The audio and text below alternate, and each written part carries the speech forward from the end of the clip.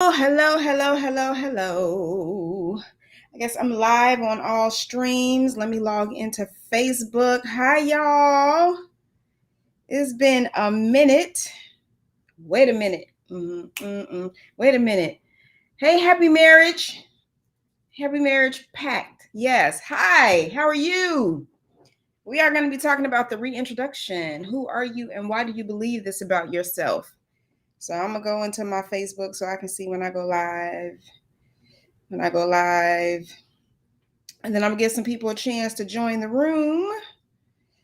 And we're gonna get started. If you want to say hi, say hi. If you have something in particular you want to ask. If you want me to talk about something in particular, tell me. And we will get there. Hi, whoever just joined on one of those platforms, Facebook, YouTube, something or the other. Say hi so I know you're there. Say hi so I know you're there. So today's title is called The Reintroduction. Who are you and why do you believe this about yourself? That is one of my favorite topics to talk about. Who are you and why do you believe this about yourself? And one of the reasons why is because we have to know who we're shaped by. We have to know what we believe and who we believe we are. And when you introduce yourself to somebody, are you introducing yourself to them based on what you think they need to know or based on what you want to tell them? Right? So if I'm telling you what I think you need to know, then I may be leaving out some vital parts of me that I ascribe to, prescribe to. I hear the scribe, but I don't know which one to use. But it's okay, all of it, right? So who are you and why do you believe that about yourself? And why is this a reintroduction, Tanoa? Why is this a reintroduction? Hey, Monique. What is it? You said, I know your tagline, not previously known as Monique, but first of all, I have to say congratulations, ma'am. Good morning, because I be checking you out and I be watching your feed and your posts, and you are doing a thing, okay? I love the fact that you are stepping fully into letting people know who you are, letting people know how your past has shaped you and how you're using that past to help other people. So I just wanted to say that. And what happened to the dog? I know you said goodbye to the dog, but I was like, what happened? Why you get rehomed? Anyway, so but today we're going to be talking about all those things. So a reintroduction for me is happening because, as y'all know, I talk about this all the time. I am a Army veteran, and you know what they say about coming back from being in the military, whether you fought in a conflict or not, is that when we come home, we don't come home the same way we went in. Like, we're not trained to come home. So we will never be civilians again. I will never be the person that I was the day before I left to go to the military way back in 1989, right? Oh, you're welcome. But I'm always going to be this trained soldier. Fun fact, there's data from whoever gives the data for this, that the military invests $100,000 per person who goes into training. So there's $100,000 of training in me that they never take out, which means they never retrain us to become these civilians again when we come home. But we're supposed to just matriculate back into society like nothing ever happened, like we're not these trained weapons, right? And so most of us come back with some form of PTSD or hypervigilance, and I suffer from it all, right? And so thankfully, I have found a therapist that works for me, because over the years I had been trying and nothing was really working. It's because I do psych for a living and I'm smarter than the average bear. So I see it coming and I would run circles around them. And this one doesn't let me run circles, right? I don't even get on the track. Sometimes I get on the track and it's like, dang it, foiled again. But so one of the things that I just recently found out in therapy that I knew, but I wouldn't always own, was that I ghost people. When things are too overwhelming for me, I ghost people. So if you know anything about me, you know that I teach purpose. I understand purpose. I know that we were born for purpose, on purpose, and that we were born purpose. I believe that no matter what hi, who just joined Israel 453, but I believe that no matter what you believe about higher powers or who you believe in, I truly believe this about the ultimate being, and that is that our name is purpose. Our name is that which we were sent here to do. So I was sent here to coach and help. And so if I'm walking down the street and you say, hey, coach, 9 times out of 10, I'm going to turn around. Number one, I'm nosy. So of course I'm, hey, right? Hey, who was that? But I'm going to turn and respond to that which you've called, because you called me by my soul, heart, spiritual name. And that resonates more than to Noah. If you are a preacher and somebody says, hey, preach, most people turn around. If you're a teacher and somebody says, hey, teach, you turn around, because you turn around to that which you were called to be, right? And so people, when they call you by your name, they're calling you into being continually. And so when people are trying to get back at you or be mean to you or demean you, they try to call you out of your name. And people get upset. And I'm like, why are you getting upset? Because getting upset validates the fact that they see something in you that you are trying not to acknowledge. And if it's not true, don't respond to it. Like we females, we get mad. I don't get mad. I usually laugh because I'm twisted. But people get mad when they call them the B word, right? I'm like, why do you respond? Don't respond to the foolishness, because that's not you. You should only respond to the things that light your soul up. And if you call me by any purpose, name, or purpose of my being, my soul lights up and I'm going to respond. Now, if you catch me on an off day and you call me out my name, my soul is probably going to respond too, because sometimes it's down for shenanigans and I be trying to control it, y'all. Come on, shenanigans, leave me be. Right? So I may respond to that too, but most of the time I really want to respond to that which is the beauty on the inside of me, and that's purpose. And so I understand that my purpose is to do exactly what I'm doing now. I understand that my purpose is to save souls before they leave this earth without fulfilling their purpose or knowing who they are. I can look at somebody, no matter how much that person may not like me or respect me or understand me, I can look at that person and see purpose. And I will always breathe life into someone's purpose. I will always breathe life into someone's being, not the negative being, not the BS, but the being that says that when I see you and you see me, our souls are supposed to meet. That's what a marriage is. People think marriage is really just between like two souls meet and they become one. No. A marriage is when you meet somebody and your soul talks to their soul. Your purpose talks to their purpose. And for that little bit of time, we're going to join together to make sure that purpose is birthed into the earth. We're going to join together to make sure that people are being exactly who they are, who they are intended to be. If I want to go and do these big events that I want to do, I can't do that by myself, right? So I have to join forces with people who do audio, marketing, video, finance. You know, I love to spend money, but I don't want to keep track of it, right? So I need to join forces with all those people, and we need to have a marriage around that thing. And when it's over, we don't necessarily get divorced, but we separate until we need to come together again, right? And so for me, one of the things that I do is I ghost people when I'm overwhelmed, but I'm not ghosting because I'm not tapped into purpose. I'm ghosting because the overwhelm has won. And I never learned outside of purpose how to manage that overwhelm. And so I kind of just go off into a bubble. I go off into a space where I need to relearn me in the moment. But it doesn't mean I don't understand who I am. It doesn't mean that I'm absent from that which I've been called to be. It just simply means that at that moment in life, I didn't tap in. I didn't check in. So the reintroduction, who am I? Who am I? And why do I believe that about myself? One of the things I would have to say is when you ask, who am I? Is I know that I have been called to teach others how to be called into purpose. I know that I'm a coach, a speaker, a teacher, a minister of several types of gospels, not just biblical.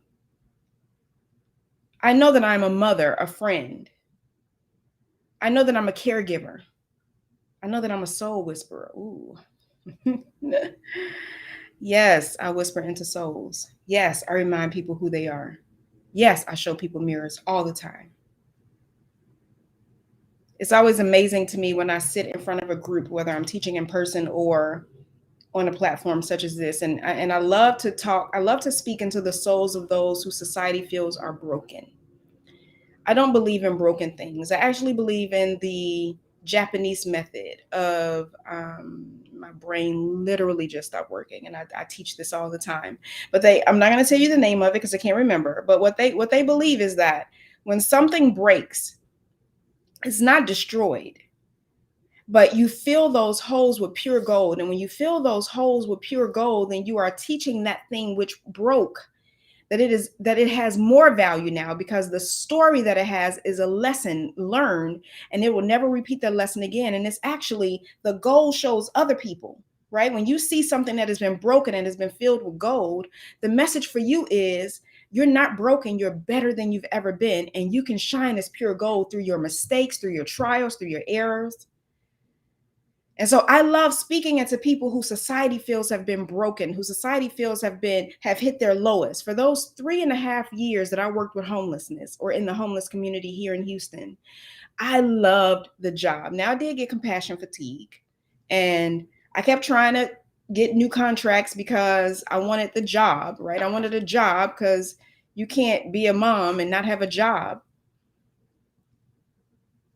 But I had compassion fatigue. But I loved working with them because taking my purpose of breathing life into a soul and making sure that soul knows what it was intended to do, and letting them know that they may have hit rock bottom, but rock bottom was the perfect place to be, because it meant that you can go from rock bottom and spring yourself up like nobody has ever seen before, right? But then I could also take the dollars provided by the city of Houston to then give them a home, and to rehome them, if you will, and rehome them in many different ways, myriad ways.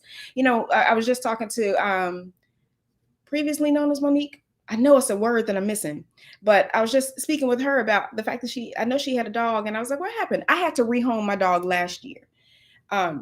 And so that term rehome just means that we're taking you from where you are and we're putting you in an environment that is better for you. But that doesn't just apply physically. That's spiritually, that's socially, that's mentally. And so I was helping people, spirits, souls, bodies, to be rehomed, to not just find themselves in a physical space, because most homeless people who've been homeless for a while, when you put them in a physical space, but you don't do anything else to solidify their being, they find themselves homeless again, because they don't know how to maintain the house. They don't know how to maintain any of that, because just like me, when they get overwhelmed, they ghost, they disappear. They remove themselves from responsibility until someone has spoken into that part of them that lights them up. And that's the part I loved. I could take the city of Houston's dollars and then take my purpose and join it together and light people up in so many ways. Bing, bing, bing, bing, bing. Just light them up, right? Setting souls free. Thank you. Rehousing when needed. Yes. You're rehousing souls. You're rehousing spirits. Not on my dime. I didn't have the money to do it on that level, but I had the compassion and the energy and the spirit and the spiritual nature, right? Purpose. My clients loved me. My clients knew once my job was done, I was the navigator. So that's another good word. My job was to navigate them into this new existence, right? So I used all parts of my being to do so, which is why I had compassion fatigue. Because to do that for 3.5 years on all those levels meant, mind blown every single day. Which means for me, because I was trying to just hang on, right? And I'll never be a civilian again, which means hypervigilance was a thing. I'm going into homeless encampments by myself and doing all this stuff. So I was always hypervigilant. And I don't drink, I don't smoke, I don't do drugs, I don't have obsessive sex, right? And those are all the things that when people are addicted to something, or when people are depressed, they seek addiction. So my thing used to be gambling, but I don't gamble anymore. So I swipe my card, swipe, swipe, swipe, swipe, swipe, swipe, just spending money, throwing it away. My favorite store is Ross. One day I couldn't understand why my savings account looked so low. And I went into my, when I checked back in, y'all, I went back in, I saw my savings account was so low. And I saw that I had been zelling myself money to all these different cards. Cause all these bank accounts, right? Don't mean nothing. That's not a highballer thing. Just have bank accounts. And I will only take one card. So I had to Zelle myself money in order to use the card, right? And one day I was like, where's all this money? And I finally found the receipts under a pillow. And in 1 week, I had spent over $500 in Ross. I still don't know what. I don't know where that stuff is. I was buying stuff for clients. I just was swiping, right? But that was my way to check back in, compassion fatigue. But I was a navigator. And so after I finished navigating them into their new existence and making sure they had what they needed to hold on, food. If they didn't have food, if we couldn't get them into the food bank, I was buying food. I was threatened by the guy I reported to that if I bought another client food, I would get fired. Where's your compassion, sir? Right? You're going to fire me because I was using my personal money to buy clients food. Then I was told, well, we're providing that money for you. Well, some of it, you don't know where all my money come from. Don't check my bank account. Don't check my pockets, right? But we're providing that money for you. So we have a right to decide how you spend it. That's when I knew it was time for me to go. So I was still applying for jobs and still wanting a job, but it was time for me to go. Thank God they released me. They didn't give me another contract. And it was time for me to get back into the business of being me. So it's been a year since I've been released from that. Miss my clients, but I don't miss what went with it. So as a navigator, my job was then to pass them off to a case manager. So after I've done all that I can do, my job is now to release you into the person who's going to guide you for the rest of the time that you're on housing. And my clients would not be released, honey. They would call me. I'm like, you have a case manager. And they're like, yeah, but they don't know what they're doing. You have all the answers. I do not have all the answers. Trust me. I got into trouble for that growing up. I mean, to this day, people still say to me, you think you know everything. And that used to hurt my little soul because I'm like, you came to me for advice. You know, like you're the adult who came to a kid. And now that you don't like my answer, because I was this at the age of 6, right? So I had adults coming to me to talk to me, to lay on the proverbial couch, if you will. But then they ain't like my answer. And they, oh, you think you know everything. And it took a long time for me to not have my feelings hurt. And now my answer is nope, but I know something. I know that what you just came to me for the answer for. I don't know everything. I'm trying. This brain be trying. I be trying to soak it all up. I sit around people who know stuff that I don't know, and I ask 500 million questions until they get mad. Then they get compassion fatigue. Leave me alone. I'm like, I can't. Hey, who just joined on Instagram? But the thing is, it's like, hey, Jackie. But the thing is, if that's who you are called to be everything that you are called to be. Because you're going to show up in a place where somebody needs that from you. You're going to show up in a place where somebody is saying, they gave me a voucher for housing, but I don't have any of the other pieces. And it's your job to then break off a piece of your soul. Stop being so stingy with your gifts. It's your job to break off a piece of you. Now that Kit Kat song is in my head. Break me off a piece of that Kit Kat bar. They're just asking for a piece of something. People are just asking for a piece of your gift. I feel like I'm about to cry because they know that that's the thing that they've been missing. I remember the movie Crash. I talk about this all the time. So in the movie Crash, there was a part in Crash where they talked about, remember the movie Crash from years ago? It was about car crashes, but it's actually very, it was a very spiritual message to it too, because they talk about the fact that when we need something from people, we no longer know how to ask. And so we usually just find ourselves crashing into souls, hoping that we could get something from them, crashing into people, hoping that even if it's negative, you hear teachers say all the time, that kid, just a bad kid. They're not bad kids. They're acting out because they need something and they don't know how to ask. Or in the past, when they've asked, people have negated them or refused them and they know they need it. So they're just crashing into souls. Right? We're just crashing into people, hoping to get a little bit, hoping that people break off a piece.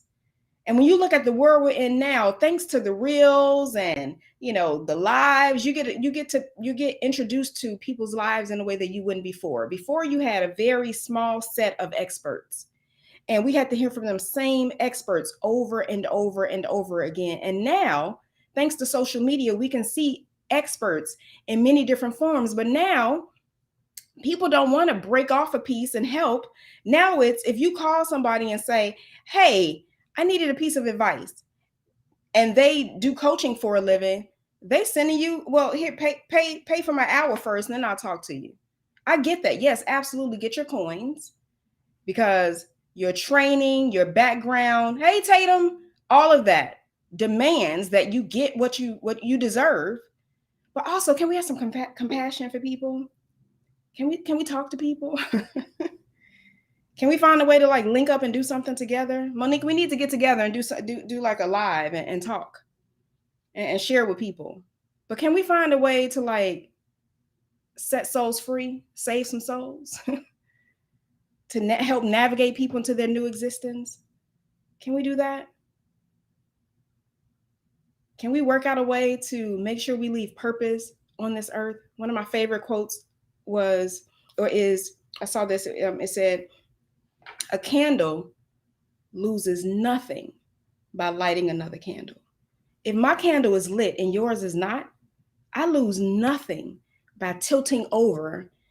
You stay ready? Let's go. I just got chill bumps. I do too. Let's go.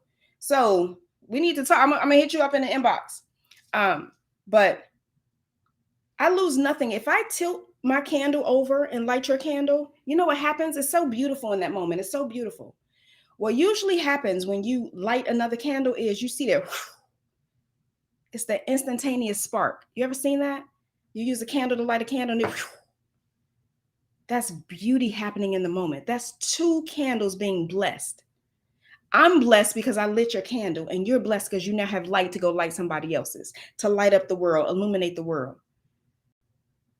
Our gifts make room for us only when we share them. We don't always have to charge for them. Make your money. I'm not saying don't make your money. But sometimes when you see somebody sitting on the side of the road in life, can we just stop to see if they're okay? Without sending them a bill? Can we just have compassion for each other? So I started out saying this was about reintroduction. Then I got all off topic, but it was a great topic. But reintroduction. So who are you and why do you believe this about yourself? When you meet somebody, what do you tell them about yourself? Do you tell them the things that you think they need to hear in order for them to stay in your life? Or do you tell them the things that you need to share so that people see who you are intended to be? Psychologically, we are three people when we meet somebody. I'm about to forget the third. I already know it. We're three people when we meet somebody. I'm who I need to be. I'm who you need me to be. Oh, and then I'm the interdependent part. I'm the person that both of us need me to be. We are always three people when we meet somebody. So if when I meet you, I negate who I see me as, and I only tell you who I think you need to see me as, then I've cut off a part of myself and you don't get the real me anyway. Because if you show up to meet somebody, if you show up to work with somebody, if you show up at somebody's birthday party, like you've known somebody for years, and they've only seen the part of you that you feel they can handle, you have cheated them and you. They're not ready for it then. Because then the minute you show them who you actually are, they're leaving. And that's what you've been afraid of. So many of us have attachment issues to where we're afraid that people are going to leave us if we don't. They're going to leave me if I don't act this way. They're going to leave me if I show them this part of me. They're not going to like me if. So I give them the parts that I think they could tolerate. I'm this whole elephant, but I cut myself up into bite-sized chunks and I only give them the pieces they can chew. Well, you can't. It's like a little baby. You fed a little baby before, right? And you get ready to give him a piece and you go, oh, you can't eat that piece. You can't have that piece, but I'm gonna give you this smaller piece. Or that piece has some bones. It's fish with bones. You're not ready for that piece. But I'm gonna pull off a little tiny piece and I'm gonna give you this piece. So if I'm always treating you like a baby, then I just cheated myself and you because I can't be who I'm intended to be. And that means I can't grow in your presence. Bite size. Hey, Maya Animator. Pacifica! Right, but we're forever giving people bite-sized pieces. Which means I can't grow because I don't think you have teeth. I may need your teeth. I may need to give you a part of me, and then you share something with me. You let me know that things don't look right, act right, seem right, smell right. So no, that's not right. You're not acting right today. You know, I went to lunch with a friend of mine the other day. Let me go back. I was talking to my daughter. So my daughter has lived with me her whole life, right? So that means she's been coached her whole life. She's gotten the psychological teachings from me her whole life. And so she's a whole coach, psychologist, all in her little body, 16, just turned 16. And working with my therapist recently, one of the things that he was saying, was that you ghost people. He started naming the people and organizations that I've been ghosting lately. And it was like, hey, slow up, sir. But you're right. Slow up. Don't slow up, but slow up. And so we were having this conversation, and she said, Mom, I really like your friends. You have great friends. And I was in a mood, right? I was having a moment. So I said, I don't have, yeah, I'm sorry, because I don't know if I'm a cry or laugh. Both. Both. Give me a minute. So she said, Mom, I really like your friends. And I said, I don't have any friends. And she was like, what are you talking about? You have great friends. I was like, I don't have any friends. And, sorry, hold on, y'all. Make sure my battery is charging on Instagram. But I said, I don't have any friends. And she said, you do. And I was like, no. I said, because if I had friends, hey, William. I said, if I had friends, it wouldn't be so easy to ghost them. If I had friends, it wouldn't be so easy for them to let me ghost them. Hey, Steven, if I had friends, I wouldn't be stuck in this void all this time. I wouldn't feel like this. And I said, so don't get me wrong. I'm not saying I don't have great people in my life. I have great people. I have people. I don't have friends. And so she looked at me and, hey, Lena. And she said, so you don't think you have friends? I said, no. I said, I have categories of people. I have people that I know I can count on anytime I need anything. I can call them and they will show up. I have people who, if I just need to get out of the house, they'll show up, but they're not there for the deep stuff. I have people who know that I need deep conversation and they may not call me all the time, but when they have time in their life to talk, they call, right? I have people, but I don't have friends. So she said, So now y'all remember, she's been living with me her whole life. She's been coached her whole life. She's been around this psychological brain her whole life. I'm so proud of her and I feel like I'm gonna cry. She looked at me and she said, may I ask you a question? And I said, yes. And that's so me. Y'all know, if you know when I'm going in, because my first words are, you mind if I ask you a question? She said, may I ask you a question? I said, absolutely. She said, is that you or your PTSD talking? Child. Give me a minute. Because I think I just got slapped. But hold on. Wow. I said, wow, Lauren, that is an amazing question. Very intuitive and definitely on point. Because I think it's my PTSD talking. She said, I think so too, because you have great friends. I'm about to cry. I said, I do. Right, these kids, right? She just slapped me, y'all. Slap all up in my face. Now, don't get me wrong. My points are still valid, right? If I had friends, why y'all let me ghost y'all? No, I'm kidding. I'm not gonna blame this on y'all. But she was right. It was my hypervigilant PTSD all at the forefront. And she tapped right into it. And I don't know if you guys saw on Facebook, I was really sick recently. I was in the emergency room quite a bit. So when you get physically sick and you already suffer from depression or any type of PTSD or anxiety, those are triggered heavily. They're not separate. You can't keep them separate. So what's my definition of friendship? When I'm not crazy, again, I have, and that's a good question. So let me think on that so I can answer that. Right. You love Lauren. I know you do. I know you do. That's your girl. Right. But, yeah, depression sucks. Right. So when you are in the midst of a depressive episode, nothing feels right, but you think everything is right, especially me, right? Especially as military trained entity. I think everything is right. I use this new detergent. So I'm actually, y'all know I'm allergic to everything in the world. No exaggeration. And now I'm itching. So if I keep grabbing right here, I'm sorry, y'all. But like this shirt touching me and I'm having a whole fit. That was an alarm on Facebook. Okay. But depression, anxiety, any of those things, any mental illness can take you off your game. And if you're not paying attention, you think you on your game. I'm hyper vigilant, military trained. I always think I'm on my game. You can't stop me. You can't tell me nothing about being on my game. I'm on it. Bam, on it. Don't be on it. Don't be on it. Be all over the place. Then checked out 50 million times, right? And don't realize it. So those are Scorpio allergies. Don't hate on Scorpio. Scorpio season loading. We on our way in this thing. Y'all, these Libras got what's today's day? They had another week. Pack your bags. Let me tell y'all, God blessed me with 2 Libras.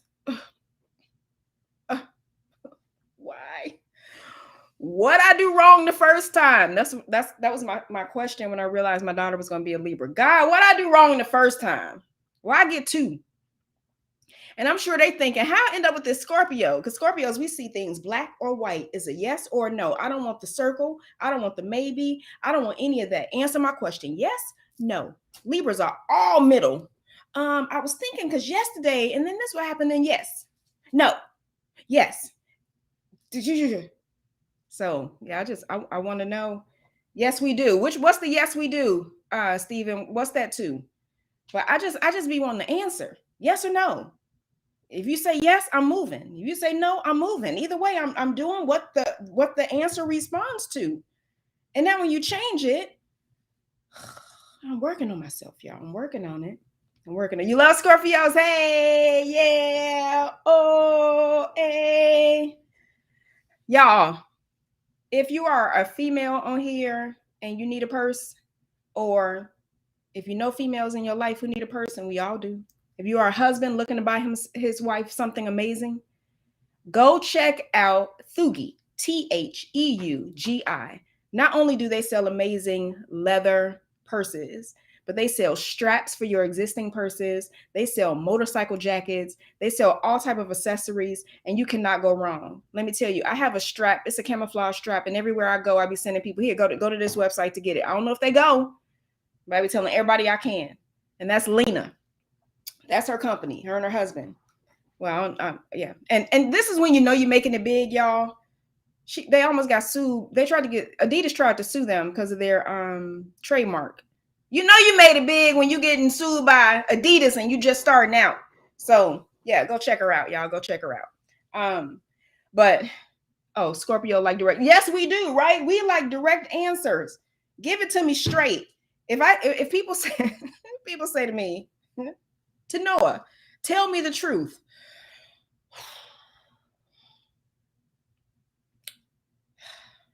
You don't want it. Oh, you're welcome. You're welcome because you have amazing products. I wouldn't be shouting you out if they weren't good. I'd be like, woo, child. My person fell apart. It never fell apart. It didn't. And I stuffed that sucker because I bought what I call the pandemic crossover because we're trying to not have to carry so much stuff. Yeah, so I had a crossover. And yeah, I love that thing. But yeah, so people say to me, Tanoa, tell me the truth. And I'd be like,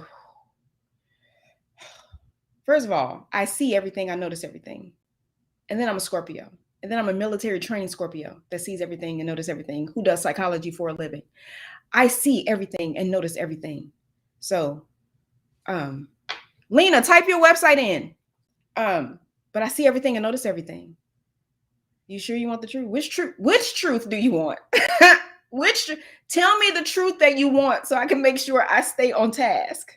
Right? Most can't handle the truth. Yeah, people even lie to themselves. You lie to yourself, but you want me to tell you the truth.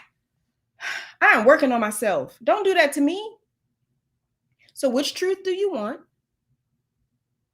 And I'll make sure you get it. But if you're saying you want the truth that I see, oh no, everybody can't handle that. And then I'm gonna go against what I said earlier. Pay me. Because only people who can really handle that truth are the people who have paid for it. Once you pay my high fees, you expect that type of truth anyway. So it's like, yeah, give me all the truth that I just paid for.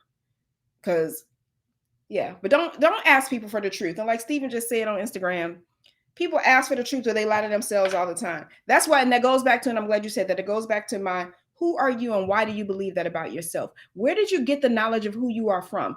Who did it come from? Did it come from the people you're surrounded by in your life? They're saying we are the culmination of the 3 or 10 closest people in our lives, which means if I'm hanging around people who have high aspirations, then that's going to rub off on me. If I'm hanging around people who have low aspirations and only want to do dirty, that's going to rub off on me. You know how police treat the scene, right? If they pull you over and you're in a car with people selling drugs, then you're guilty by association, right? So who are you associating with? Who's giving you the information about who you are? Why do they see you that way? And did you believe it? When we're born, like when we're born developmentally, we're our brain matures or maturates in stages, right? So from the ages of 0 to 5, we take everything in, usually from the primary caregiver, because you're around that person all the time. So if they say, don't touch the stove, it's hot, don't jump off the bed, don't look at them, don't do that, don't do this, blah, blah, blah, then we have these fears that we can't even understand because we've been inundated with someone else's fears that we now take as our own, right? And then from around the ages of 5 to 7, you go to school and then you come home and then your mom says, don't do that because, and then you get the little smart alecky kid who says, that's not what my teacher said, right? Because now it's the teacher who has their ear. Because now it's like, wow, someone thinks differently from my primary caregiver. Someone thinks differently from the person who's told me all my life that these were the things. And I now see a new part of the world. So, wow, I'm enamored with them. So now I have to challenge everything you say based on this new voice. And if the new voice tells me I could do it, but you say I can't, my spirit tells me I can. I've only been not doing it because you told me to. Now I think I can. I'm moving, I'm growing, I'm learning. And then you go from around the ages of 7 to 14. And 7 to 14 is usually when that male figure comes in. And so now you're getting that authoritative figure. And now you're deciding if you want to respond to authority or not. Do you have issues with authority? Do you respect authority? Did you need some authority somewhere in your life? Is it too heavy-handed? So when someone says, who are you? We're never giving them the culmination of only what we believe. We're giving them what society has told us to believe about ourselves, coupled with what we believe about ourselves based on what society told us. And all of these things show up.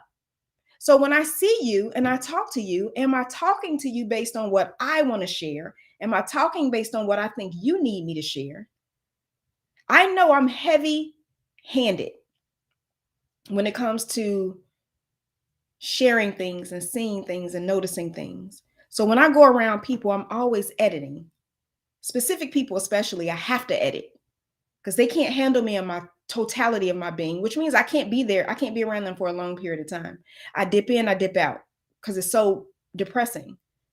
But I leave them with little nuggets to keep pulling them up. And I'm hoping that they're doing the same for me. I'm hoping that at some point, I used to have a supervisor. And when she first started, she had heard all these things about me, right? But then she noticed that when I got around certain people, she noticed that I edited myself a lot. And so she called me into her office and she said, I've heard all these things about you.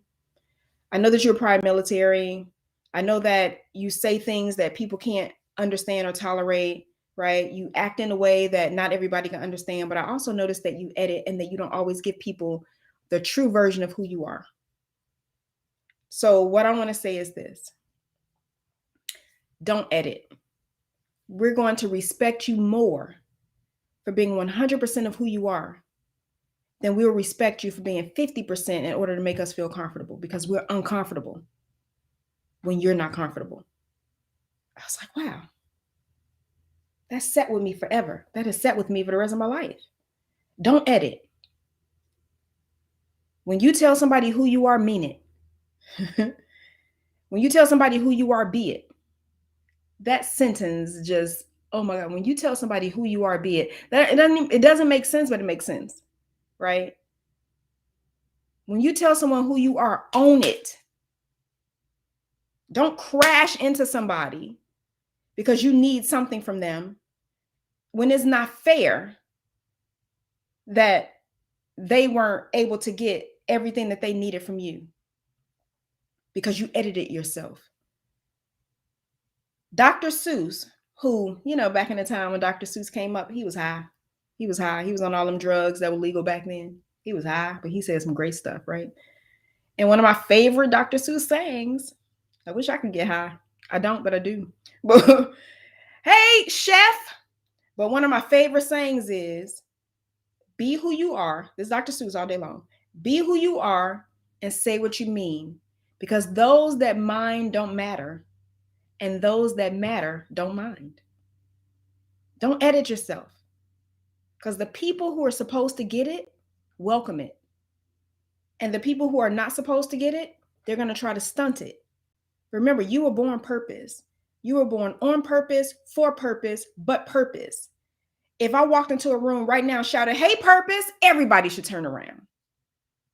But just like when Katrina came on and said, yes, I said, hey, chef, because she's a chef. I bet if I walk in a room, she don't even have to see me. She could be back doing her own thing. If I say, hey, chef, her neck going to turn around. Because feeding people's souls and spirits was what she was called to do. I have her seasonings in my cabinet right now. She kept posting them and I was curious, so I bought them. And they're amazing. What do? Post your link too, Katrina. Post your link so people can buy your amazing seasonings. Y'all buy McCormick and everybody else. Buy hers. They're amazing. And this is what she does. If you're a coach, I'm going to call you by that. If you're a forklift driver and I walk into a factory or a warehouse and I say, hey, forklift driver, they all going to turn around. Why? I don't have to know your name. I just have to know your purpose. If I know your purpose, I will always know your name. People mess up my name all the time. My mother was good at that. She gave all of us these weird names people can't pronounce. If I walk into a room and I just met you and you call me Tanoa, I'm probably not going to answer. I go to the doctors, our new doctors, they be like, Tanoa Bond. I be like, Tanoa. And I be like, oh my God, that's me. Hey, because I'm used to Tonda, Tania, Tonka, Tanya. They messed my graduation announcements from college up 3 times because they kept spelling it the way they thought it was supposed to be. I said, I'm not paying you to spell it the way you think it's supposed to be. I'm asking you to spell it the way I put it on the paper. I had to call the manager, and then by the time I got it, graduation was over.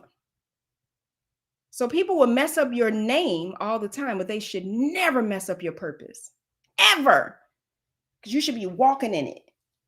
I walk into a grocery store. Let me tell you what happens when I go places. Oh, you're welcome. I'll see you next time I come on. But when I walk into any space, people either immediately tap into the fact that I'm Army. They be like, are you in the Army? Were you in the Army? And I'd be like, it's on my forehead. Did I write it today in Sharpie? Because, but you can see it. Or I go places and people come over and talk my ear off. I went to a party one time. I was friends with the wife, just met the husband. He didn't know I was friends with the wife because I didn't go, like the wife came to a party I was at and they came together. He didn't know I was her friend because they were separate when I met them individually. He told me all their business and I kept trying to stop him, but he was drunk. He kept asking for advice. And finally he said, I don't know why I chose you out of all these people to talk to and ask for advice. I said, I do. He said, why? I said, because this is what I do for a living and my purpose greets you when I walk in the room. So the fact that drunk you tapped in lets me know that I'm on the right path. So it's okay. And then his wife walked over and said, hey, girl. And then he looked embarrassed because he realized he had told me all their business. And actually, let me reiterate. I didn't know that he was her husband before she walked over. And we were both kind of like, uh-oh. I knew everything. Didn't want to know it. Knew everything. We knew everything he wanted to share, right? But who are you? Why do you believe that about yourself? Because your purpose should walk and greet people the minute you walk into a room, the minute you step into a space. They should see parts of you that you didn't even introduce, right? So have a reintroduction with yourself, have a reintroduction with your purpose, have a reintroduction with that which you want to be known for in the world. And let it be quality over quantity. Let it be that you wanted to touch somebody's soul and light their candle without expecting something back. Let it be that you wanted to make sure that you left enough of yourself on this earth so you tapped into as many people as possible. And if somebody crashes into you because they need something, don't curse them out. I think I'm talking to myself. Hold on. Okay, don't curse them out. Right? But find out what they need. Find out why they need it. And maybe you can connect them with somebody. I'm a connector. If I see you need something and I don't offer it, even if I offer it, you may not need it from me.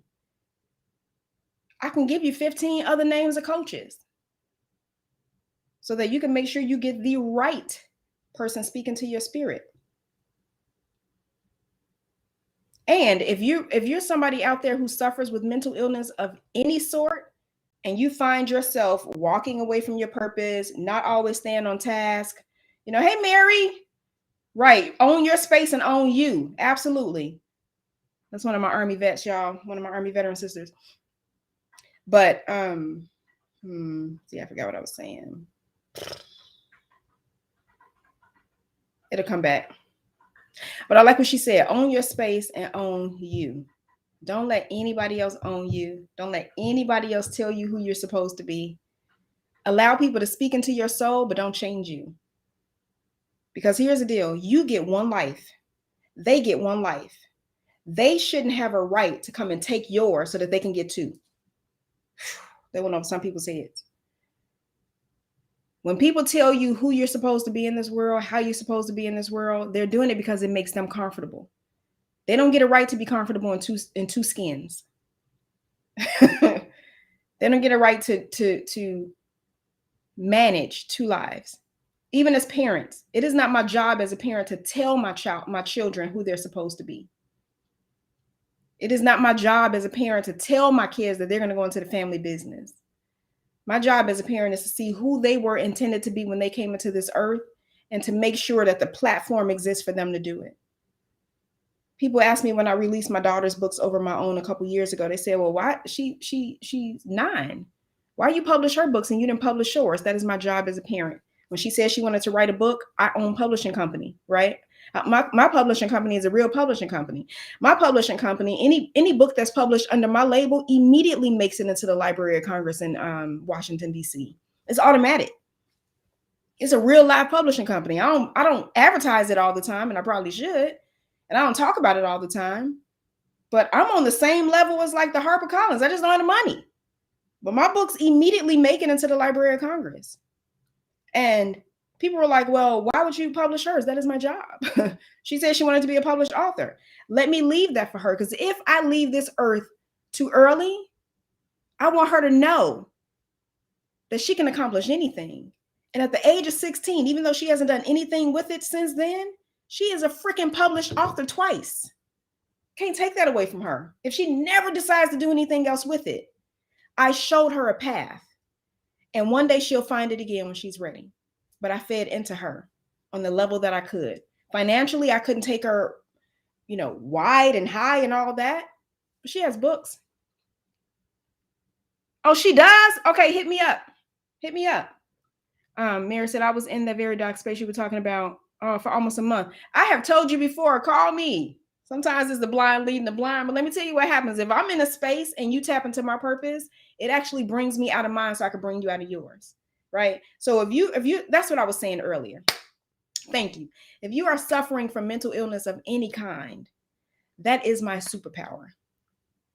I have been coaching since I was a little girl to adults. Adults have always come to find me to ask me questions. I don't know why I'm talking to you. I don't know, you ain't even a teenager yet. Why I keep coming to you for advice? You see it? You see it? It's written right there. People see it. I walk into a room, people see it. My forehead big for a reason, y'all. Y'all supposed to see it, right? So Mary, call me. Katrina, call me. Let's talk about your daughter's book. And let's get her published. But yeah, so I'm going to leave it with that because I think I've been rambling for a while. I don't have any clocks visible right now, but okay. So it's been almost an hour. But let's live in the words of Dr. Seuss. Be who you are and say what you mean, because those that mind don't matter and those that matter don't mind. So I forgot that I was supposed to be putting people's links on the up when I've been telling people to post their links, but then I didn't put them up on the recording. So that was Katrina's, her seasonings, and this is Lena's purses, Thugi with her straps, the purses, the motorcycle jackets, all of that. So those are the two websites. And so I don't know if you're still here, Jacqueline Hamilton. She asked me earlier what my definition of friendship was. I was telling them that. I was telling my daughter recently. I was checked out, and I was telling her that I didn't feel like. She was like, "You have great friends." I told her I didn't think I had any friends. And after talking about it for a minute, she asked me if it was me answering that question or my PTSD, and it was like, "Oh, she slapped me." Dang it. I think it was my PTSD. Thank you. Thanks for the question, because that was amazing and I'll never forget it. But what is my definition of friendship? So I want to say this. I have great friends. I really do. And I think you are here. Okay. So I think friendship, just like anything else, it has levels, and it's like a marriage, right? Like you join in a friendship for whatever the purpose is. And it may not be a person that you're going to be on the phone with every day, all day. It may be a person. What is wrong, child? It may be a person that you see or talk to once a year. That doesn't mean they're not a friend, right? But a friend is someone. Oh, sorry, y'all. I have a ring light and it's popping, and I'm like, what's happening? But a friend is someone who allows you to share your soul and sees your soul. That's it at the end of the day. A friend is someone who allows you to share your soul and sees your soul. And depending on how you met or why you met, that's going to come across in different stages. And so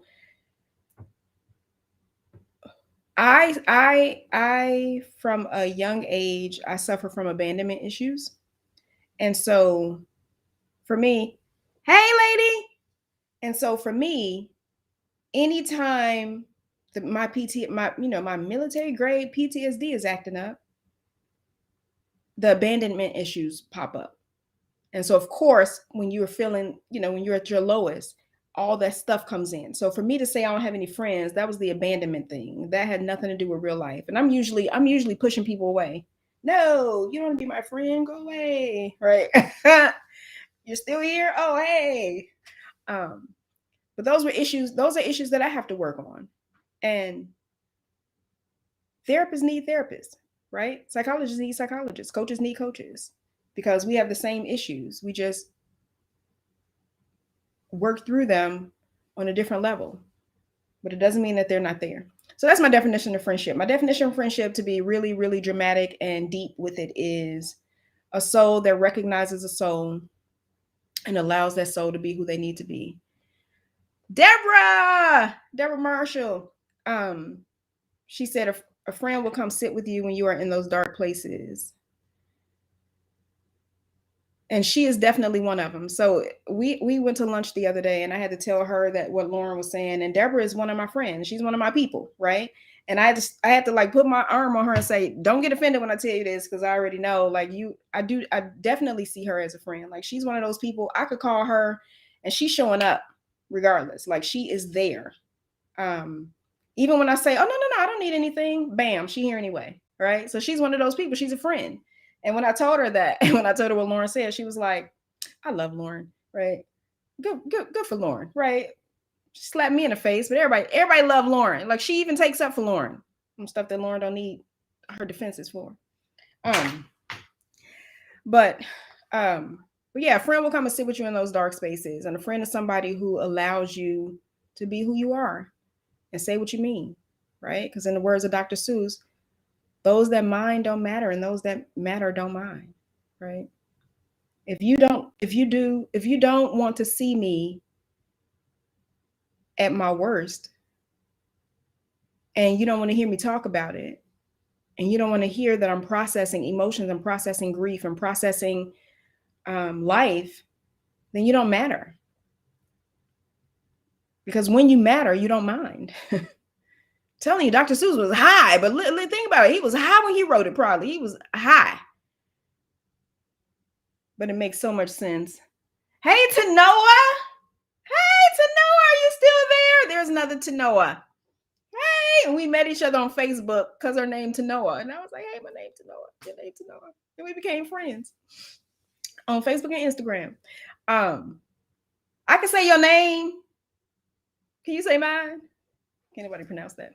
But yeah, he was high, but it makes so much sense, you know. So again, the reintroduction. Allow yourself to be who you need to be. Don't always show up only as what other people need, because then you're not giving the truest part of yourself, and you're not allowing them to get out of it what they need, and vice versa, right? We're supposed to be each other's mirrors. All right? It's supposed to be when you walk in, allow this to be my mirror. When you walk into a room, right? People should be able to see themselves in you. They should be. My sister bought me this, and it's cute. She knows I like that. So that's the eye of Horus, but the back says you're magic. You're magic. Of course I am. Of course you are, right? But we should be each other's mirrors, and I can't be a mirror for you if I'm not being my true self, and you're not being your true self. Just don't ask me for the truth, because honey, woo, the things I see. The things I see. All right. Anybody got any questions on anything? Anybody want to say anything before we go? We're gonna roll out. We're gonna roll out. So yesterday I said I heard a voice say go live at 10 o'clock tomorrow. I was excited. I was like, I'm going live. I ain't been live in a while. I'm going live. What are we gonna talk about? And so, you know, I had all these subjects in my head and what I was gonna talk about. I had this really deep subject on what was it? Oh, the unboxing, right? How to like why we're so enamored with unboxing ourselves. I mean, unboxing things. We should unbox ourselves. Like I was ready to go in. And I was like, that's so deep for the first time. You know, I'm doing a reintroduction to me. And I was like, oh, it's gonna be the reintroduction. But I was excited, right? Dropped my daughter off at school this morning, came home, sat on the couch, started playing a puzzle game. That's when I know I'm checking out, right? Because I need to be analytical. And the puzzles I play are like, you have to figure out who did what where. It's like all of it is analytical. I do math puzzles. You know, I'm a nerd. So I'm doing this puzzle game, and I'm sitting there, and I just kept looking at the clock. I kept looking at the clock, and I'm checking out more and more. And then I said, wait a minute. Why did I say I was going to go live? I said, oh, the voice told me to go live. Now I know my voice is spirit putting me in position because somebody needs to hear something. You know, somebody needs to see something. I need to share something because I don't do this for me. People talk about my vulnerability all the time. I'm not vulnerable for me. I'm not trying to invite you into my business because I want you to know or feel sorry for me. As a matter of fact, do not ever show pity. I will fight you over pity. Do not ever pity me. Who do you think you are to pity me, right? You see how quickly it came out? Who do you think you are to pity me, right? So I don't do any of that. But I'm vulnerable because I know somebody needs it. So I was sitting there and I was like, wait, why did I say I was going to go live? Oh, the voice told me to go live. That's my spirit. My spirit said go live. And I was like, well, dang, now I got to go live. Huh. So I was like, dang, now I got to go put on makeup and clothes. I guess I take it to school at 7 o'clock in the morning, and I get up, get dressed, take my shower and stuff. And if I'm going to be at home just working and I'm not like doing any workshops online or anything, then, you know, I ain't cute. So I was like, dang, I got to put on makeup. 10 o'clock. Okay, I'm going to be on time, 10 o'clock. Then I get here to my computer and Restream wouldn't work, and none of it would work. Like my apps wouldn't work. Instagram wouldn't load on the other phone. I had to update. I was like, oh my gosh. Deborah had texted me something, and I was like, hey, got it. She sent me an invite for something in November. I said, got it. And I said, I'm trying to go live at 10. I want, you know, and she was like, okay, you know, I'll check in. It didn't happen at 10. I was like 10:30 because I'm fighting with electronics. And I said, see, that's why when I knew I was going at 10, I should have been at this computer at 9 o'clock, making sure everything was set up. But I was trying to check out and not want to go. And thankfully I came because I think some people got some stuff out of this. Who is Selena Reese? Did you tag her? Are you tagging her? Because I can't really see that. Sounds like you have great friends. Yes. So when you're pushing them away and they are pushing back, it's because they love you. They love you even when you're not in the space to receive it. I think you're magical. Oh, don't make me cry. So whenever I tune into your live, I leave with something. You are definitely magical. Something special about you. Oh, thank you. You too. And you know what? You promised you were coming back to Houston so we can hang out. So we can convince you to move here. Because you said you're going to let Lauren drive you around. You can't do that if you're in Chicago, Jackie. You can't do that if you're in Chicago. As a matter of fact, move here and teach the girl to drive because I don't think she want me to. Hey, Princess Black Diamond. Hey, girl, I ain't heard from you in a long time. Hope you're well. But yeah. So thank you for that. Thank you. I think y'all magic too. But when I pulled this out the bag on my birthday, I was like, it said, "You're magic." I was like, bam, yes, I am. And then look at it, y'all. She knows me. Because look, the little charm is a moon with the sun in it. And y'all know I love the moon. That's my best friend. It's my best friend. He's a real bad. All right, y'all. So I'm gonna jump up over here because now I'm about to get silly. And I'm gonna do that one day. I'm just gonna do a silly one because y'all know I like to infuse silly with heavy because I think you need both. I think it's a nice balance because heavy gets too heavy. But I just want to be free. So I'm gonna do a silly one day. But I will see y'all next time. I would say same time, same bat channel, but I don't know what time Spirit gonna tell me to go live next. And I'm gonna make it solid to where I go back and do what I was doing a couple years ago, where I did every Tuesday at a certain time. I'm gonna do that. But until then, I will be back. I'll be back. And I will see y'all next time. Thanks for tuning in. You guys are magic. I loved it. Thank y'all. Bye.